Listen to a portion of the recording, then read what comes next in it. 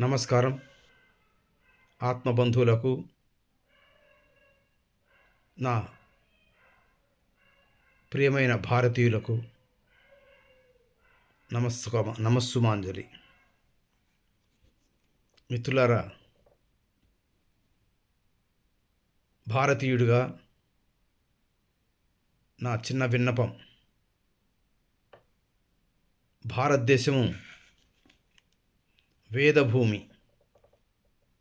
ధర్మభూమి, కర్మభూమి.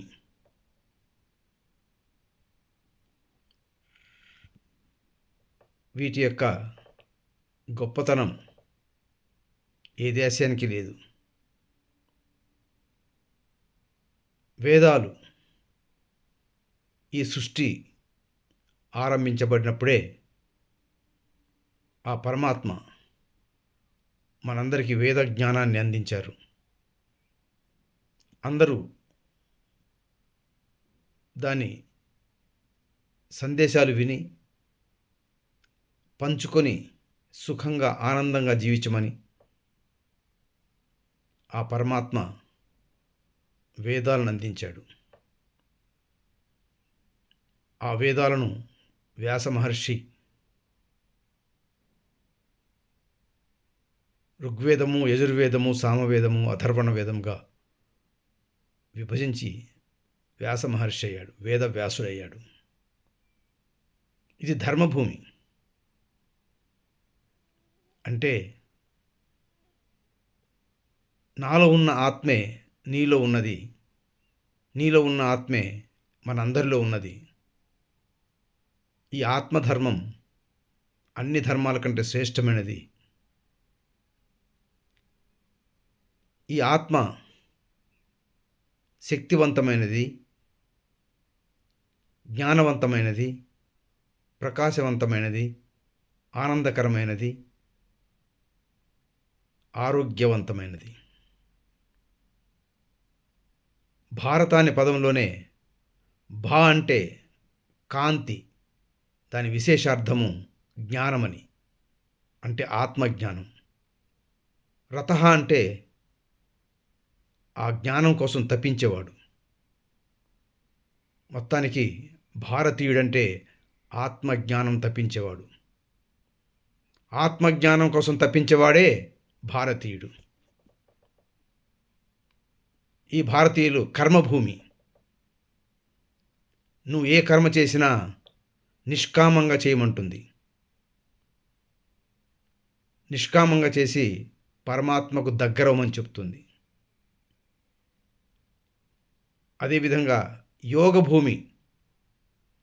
యోగం అంటే రెండింటి కలయిక. నీలో ఉన్న ఆత్మని ఆ పరమాత్మతో అనుసంధానం చేసి ఆ పరమాత్మగా జీవితాన్ని కొనసాగమంటుంది. నీలోని ఆత్మే స్వయాన ఆ పరమాత్మే అని భగవద్గీత చెప్తుంది. దేహేస్మిన్ పురుషః పరః. నీ దేహంలో ఉన్న ఆత్మ ఆ పరమాత్మ అయినప్పుడు ఆ పరమాత్మ నీలో విశేషంగా ఉన్నాడు, విశిష్టంగా ఉన్నాడు. అంటే హృది సర్వస్య విష్టితః.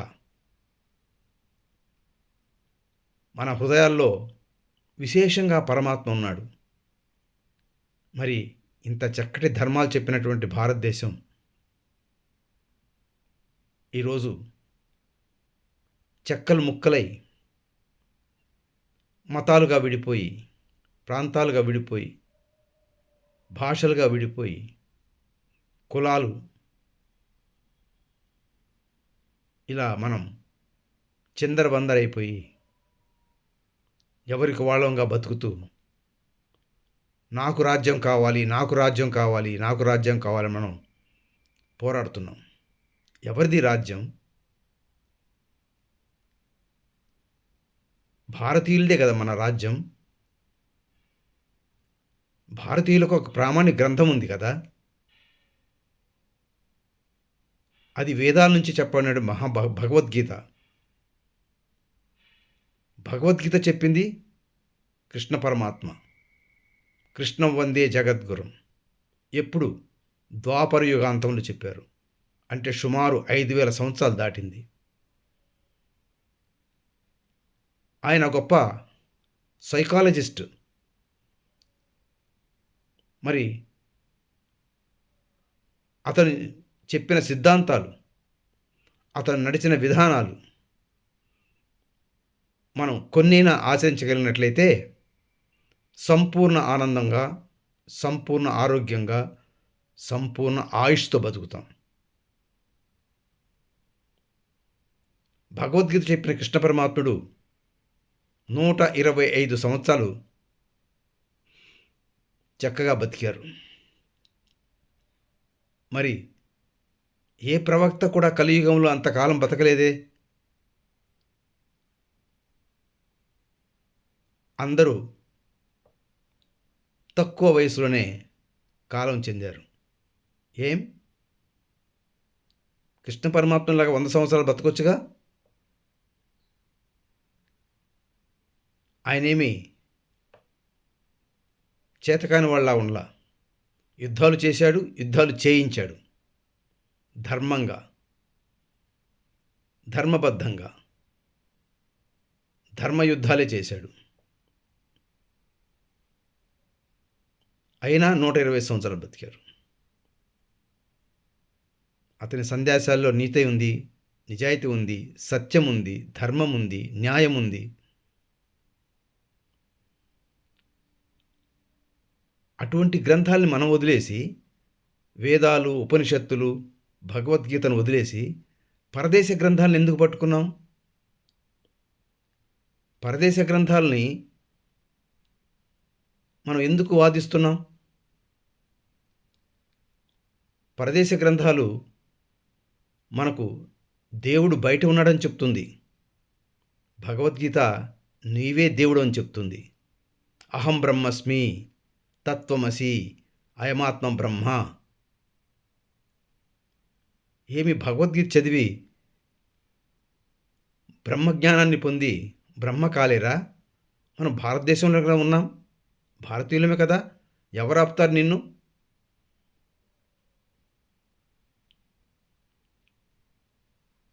ఎవరో చనిపోయిన కారణానికి అంత ఆక్రోశం దేనికి? మీ గ్రంథాల్లో చావుకి, జననానికి పరమాత్మే కారణం చెప్పలేదా? అహం సర్వస్య ప్రభువో మత్తః సర్వం ప్రవర్తతే అని భగవద్గీత చెప్పబడిందే. ప్రతి విషయానికి కారణం నేనే. జననానికి, మరణానికి, ప్రతి చర్యకు నేనే కారణం అని చెప్తుంది. మరి భగవద్గీతలో అహింస సత్యమక్రోధ, అహింస గురించి చెప్పడం జరిగింది.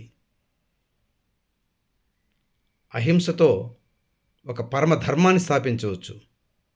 అహింసో పరమో ధర్మ. అది వదిలేసి మనం హింస ఎందుకు పట్టుకుంటున్నాం? హింసను పట్టుకొని, హింసను ప్రోత్సహిస్తూ, హింసను చేస్తూ అహింస దేశాన్ని మనం కించపరచడమా? అహింస దేశాన్ని మనం తోలనాటమా? మీరు చేపట్టిన ఆయుధాల కంటే అహింసా సత్యమే గొప్పవని మహాత్మాగాంధీ నిరూపించలేదా? ఫిరంగులు, తుపాకులు, పెద్ద పెద్ద యుద్ధ విమానాలు, అలాగే బ్రిటిష్ వారి సైన్యం ఏమైంది అహింస ముందు? ఇవన్నీ భారతదేశ గొప్పతనం కాదా? అన్నిటికంటే భగవద్గీత సహనావవతు సహనౌ భునక్తు సహవీర్యం కరవావహై తేజస్వినావధీతమస్తు మా విద్విషావహై. అందరూ కలిసి ఉండండి, కలిసి మెలగండి, కలిసి తినండి, కలిసి జ్ఞానాన్ని పంచుకోండి అని చెప్తుంటే ఎందుకు విడిపోతారు? మీకు సపరేట్గా ఏం కావాలి? పరదేశ గ్రంథాలు కట్టారు కాబట్టి మీరు పరదేశీయులుగా మాట్లాడుతున్నారు. భారతదేశ గ్రంథాన్ని పట్టండి, భారతీయులుగా మాట్లాడతారు. ఎప్పుడైనా చదివారా భగవద్గీతను? భగవద్గీత సనాతన గ్రంథం. మీరు ఇప్పుడు చెప్పబడే యేసు వాక్యాలు, మహమ్మద్ ప్రవక్త వాక్యాలు కలియుగం నాటివి, 2000 సంవత్సరం నాటివి, 1400 సంవత్సరం నాటివి. ఇవన్నీ భగవద్గీతలో ఉన్నాయి. మీరు చెప్పే సూక్తులన్నీ కూడా భగవద్గీతలో ఉన్నాయి, అంటే సనాతన గ్రంథంలో ఉన్నాయి. మన భారతదేశ గొప్పతనాన్ని చాటండి, భగవద్గీత గొప్పతనాన్ని చాటండి. అప్పుడే భారతదేశం సూపర్ పవర్ అవుతుంది. సమానత్వం అంటారా? భగవద్గీతలో లేని సమానత్వం లేదు. విద్యా వినయ సంపన్నే బ్రాహ్మణే గవి హస్తిని సునిచైవ స్వపాకేచ పండితాః సమదర్శినః. జ్ఞానైన వాడు బ్రాహ్మణుణ్ణి, చండాలుణ్ణి, ఆవుని, గోవుని, కుక్కను సమానంగా చూస్తాడు. దీన్ని బోధించండి. ఎవరైతే సమానత్వం లేకుండా చేస్తున్నాడో వాడికి నేర్పండి సమానత్వాన్ని. గ్రంథంలో ఉన్నది. అందరూ పరమాత్మందు సమానమే అని చెప్తున్నాడు. నిర్దోషం సమం బ్రహ్మ.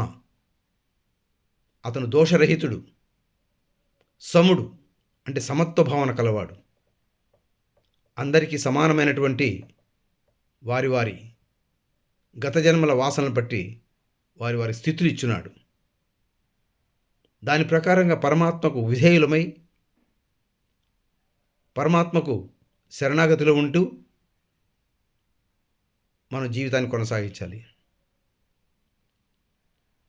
ఈ పరమాత్మ సర్వలోక మహేశ్వరుడు. ఈ సర్వలోక మహేశ్వరుడు అంటే మీ లోకం రాదా? మీ రాజ్యం రాదా? మీ భూమి రాదా? మీకు భగవద్గీత సందేశాలు పట్టవా? వేదాల శాసనాలు పట్టవా? ఒకసారి ఆలోచించండి.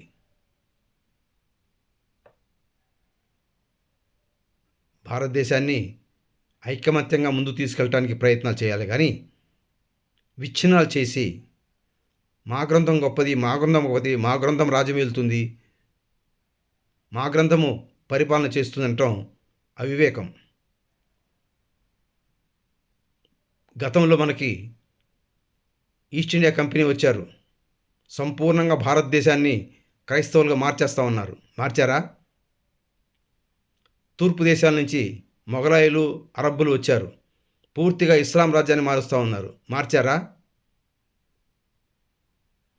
ఇప్పుడు మీరెక్కడ మారుస్తారండి? దీనికి మూలాలు ఉన్నాయి ఇక్కడ. వేదాలు, ఉపనిషత్తులు, భగవద్గీత, ఆధ్యాత్మిక గ్రంథాలు, ధర్మము, న్యాయము, యోగము, కర్మము,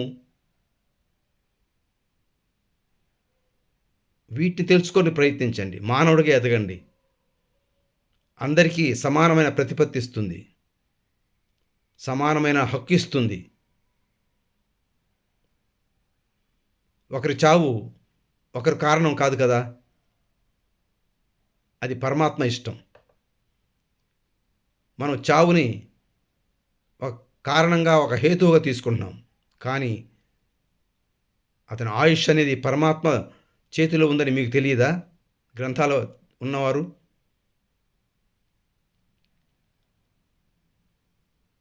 అహింస, శాంతి, అద్వేష్ట సర్వభూతానాం, మైత్రః కరుణ ఏవచ అని బోధించే భగవద్గీత ఎవరిని ద్వేషించవద్దని, అందరితో మైత్రిగా ఉండమని, సంతుష్ట సతతం యోగి పరమాత్మ ఇచ్చిన దాంతో సంతృప్తిగా ఉండమని, యథాత్మ దృఢ నిశ్చయ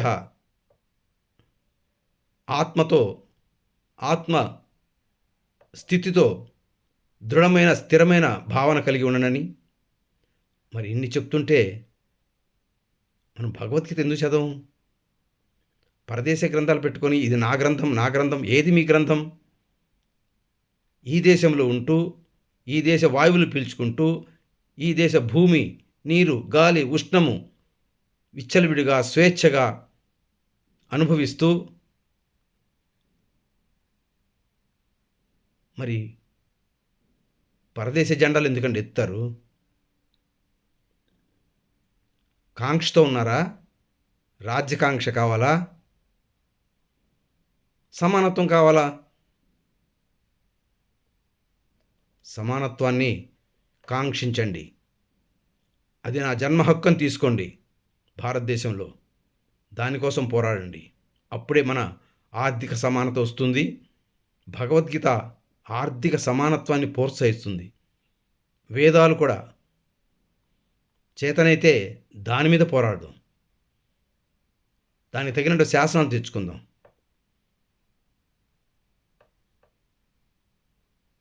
ఇటువంటి ప్లాట్ఫారాలు ఎక్కి రాజ్యాల కోసం గొంతు చించుకొని మాట్లాడటం కాదు. శాంతియుతంగా జరిగిన వాటిని జరిగినట్టుగా మనసులో ఏదో ఆశ పెట్టుకొని మాట్లాడటం అనేది అది సబబైనటువంటి విషయం కాదు.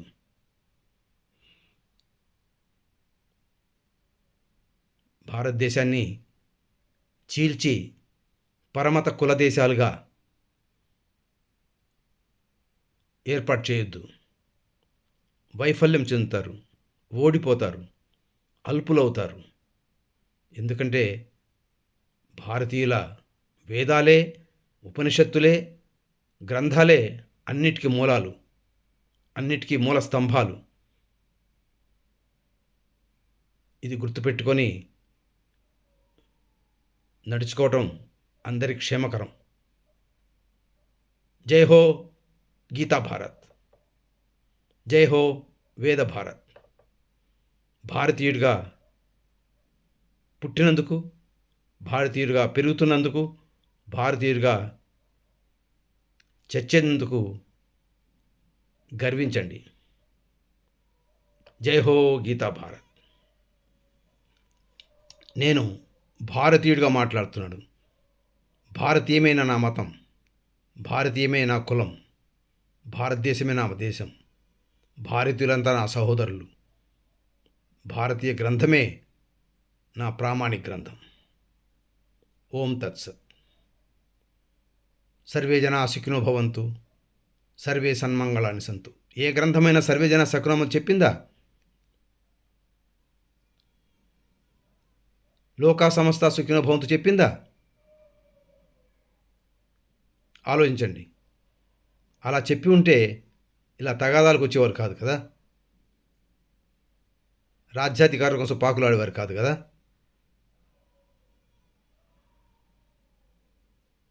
ఏదైనా శాంతియుతంగా, స్నేహపూరితంగా, మిత్రభావంతో యేసుప్రభు ఎంత కరుణ చూపించాడు, అంత కరుణ మనలో ఉందా? బుద్ధుడు ఎంతటి సౌమ్యంగా ఉన్నాడు, అంతటి సౌమ్యం మనలో ఉందా?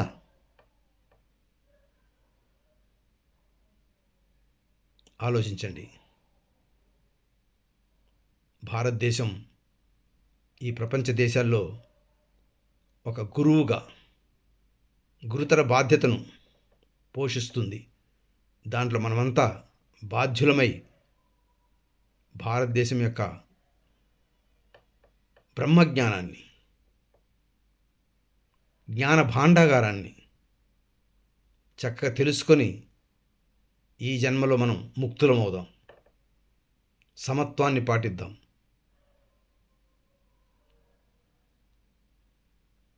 వందే మాతరం.